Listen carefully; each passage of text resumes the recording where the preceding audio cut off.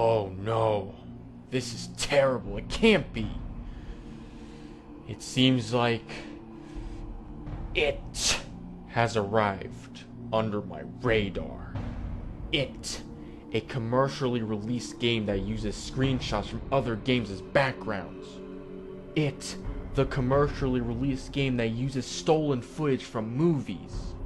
It, the commercially released game that stole assets and names from other sources. Tragically, it is time. It is time to talk about it. This game, not the movie. Sorry, guys. Released in Europe in late 2007 and North America in mid-2008, this game was a massive point-and-click adventure where you had to use various items found throughout the game in order to solve puzzles and assist various NPCs in this purgatory-like state. The game in question was notorious for not only having a super protracted development, not only for being one of the worst games ever made, but it was also a game that stole a huge multitude of content and resulted in the game being immediately pulled off shelves and the studio being taken out of the industry.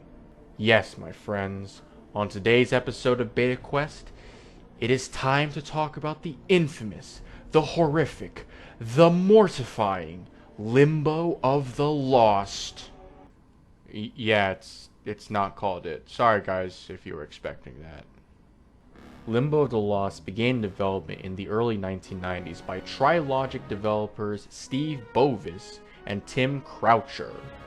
The game was originally going to be a graphical text adventure developed on the Atari ST, with a demo created to show hopefully interested publishers. However, publishers were not interested, as they wanted to see a finished game and, even then, were not interested in developing games for the Atari ST anymore, and after unsuccessfully trying to expand the development team, the game was shelved. In 1995, the game would resume development with additional member Lawrence Francis, with the game being redeveloped into a point-and-click adventure game for the Amiga 500. Rasputin Software, a publisher owned by Grand Slam Entertainment, known for games like Nick Faldo's Championship Golf? What is this? They agreed to publish the game, with plans to port the game to the Amiga 1200 and CD32 systems. How fitting, this would be perfect next to Town with No Name. Around this time, the game was being advertised in some UK gaming magazines, with a playable demo seemingly provided. The demo itself can be found online if you look around for it. The demo, which seemed to only been 2 rooms, showcased a vastly different game than what got released, with the game being done entirely in this 2D art style which looks more pleasant than the final pre-rendered 3D stuff. The characters in the demo were also designed very differently from the final, having a more 1980s feel to their looks, although there are reasons as for why that was. But we'll get to that later. Gameplay was noticeably different as well, with movement being a bit more limited and players needing to cycle through commands, rather than having a Ouija board to select the commands from like the final. The game would ultimately go unpublished, as interest in publishing games for the Amiga 1200 and CD32 fell dramatically.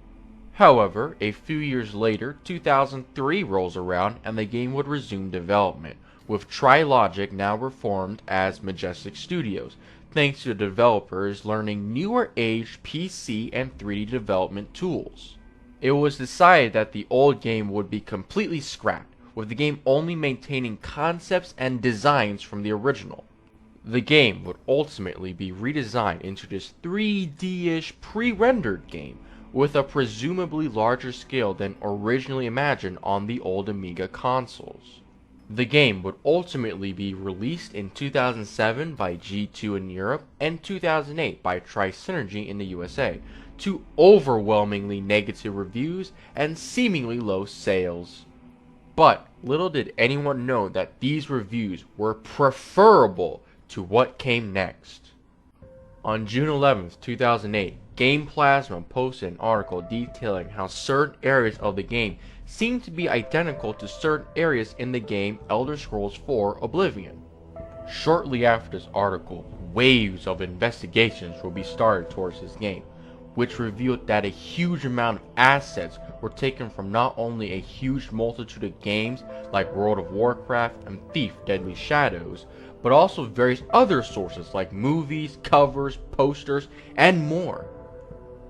A few examples of these plagiarized assets include these backgrounds being literal screenshots from the aforementioned games, these borders being taken from World of Warcraft, this scene being lifted completely from the movie Spawn. Wait, why would they take a scene from that movie? That wasn't that good of a movie. Why not a better movie? Concept art is stolen. Even character designs were stolen, such as Grunger's design and Cranny's design. The less I am reminded of that, the better. Now, it's not uncommon to see developers and artists borrow from their sources. Some, a little more than others. But the thing is, Limbo of the Lost is completely covered with stolen content. Practically every single asset, background, and name is lifted from some other source. And while many think that this was specifically done in the released version, it was actually done all the way back in the Amiga version too. This walk down a hallway scene lifts the background from this other game, and the character designs are even closer to their inspirations than the final versions. Ultimately, this flippant stealing of content resulted in the game being pulled from shelves the day after the original investigation into plagiarism, following the publisher's own investigations into the whole thing. Apparently, no one really knew that this blatant plagiarism was happening until sometime after release, as it was just assumed that the content was all original. Alongside the recalling of the game, developers Tim Croucher and Lawrence Francis would announce their resignation from Majestic Studios a month after the fallout. However, they would state that they were innocent in the whole matter and were not the thieves, as their jobs did not lie in the graphics or coding. So, who was responsible for the stealing?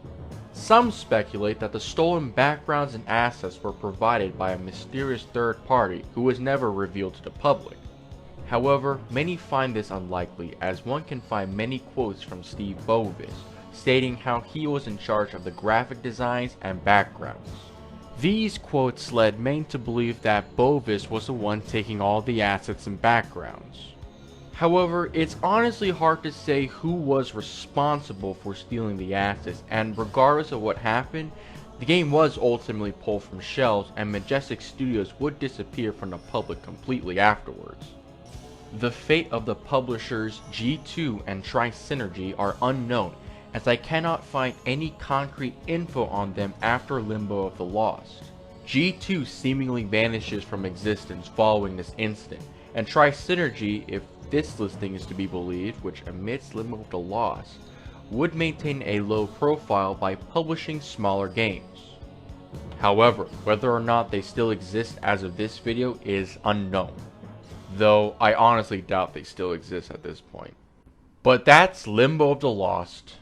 It's amazing how a game like this, a commercially released game made entirely out of stolen assets, could have existed in the major gaming industry. It's even worse when the content being stolen was from high-profile games that would have been on the shelf right next to it, like Oblivion. And I mean, yeah, we've seen various games, especially on the mobile market and with super Z-grade trash indie games, steal content from other sources, but an entire game made of it, published by official companies no less, is just wow.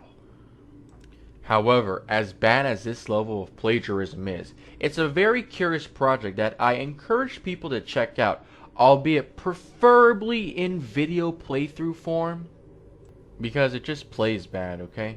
It's not good.